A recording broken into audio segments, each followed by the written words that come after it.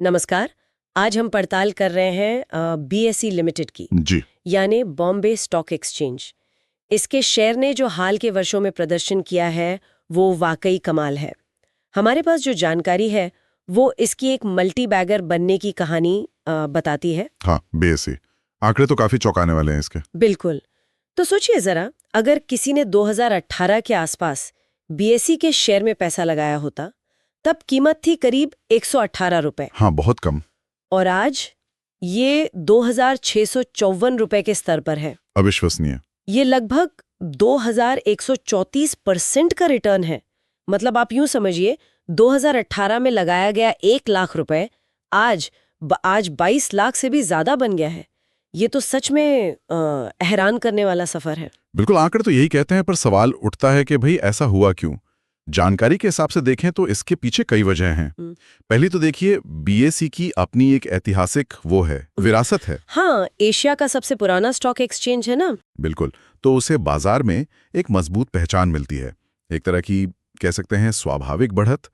भले ही तकनीकी रूप से एक अधिकार न हो, पर दबदबा तो है ही। हाँ, ये बात तो सही है, पर सिर्फ पुरानी पहचान से तो इतनी तेजी नहीं आती ना।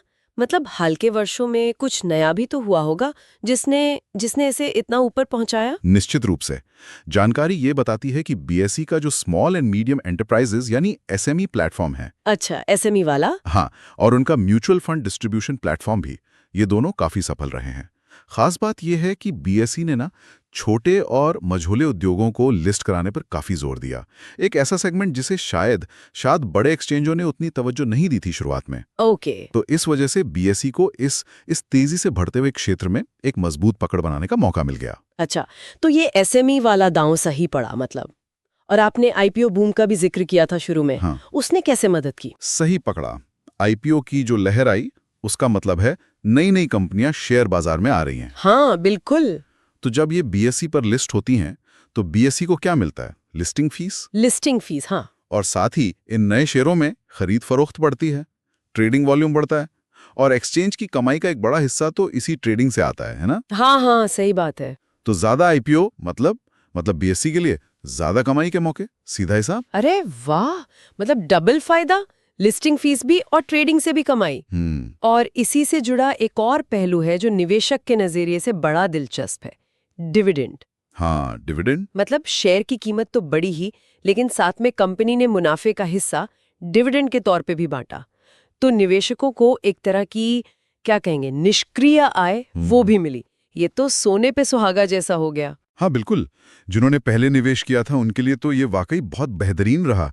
लेकिन यहीं पर जो जानकारी है वो हमें आगे के लिए थोड़ी सावधानी बरतने की सलाह भी देती है। अच्छा, क्या मतलब? मतलब ये याद रखना जरूरी है कि शेयर पहले ही बहुत तेजी से और काफी ज्यादा बढ़ चुका है।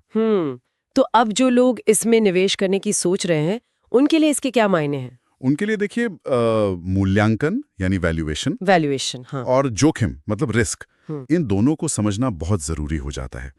मूल्यांकन का मतलब है ये परखना कि भाई कंपनी की कमाई और भविष्य की संभावनाओं के हिसाब से शेयर की जो मौजूदा कीमत है वो सस्ती है, महंगी है या ठीक ठाक है।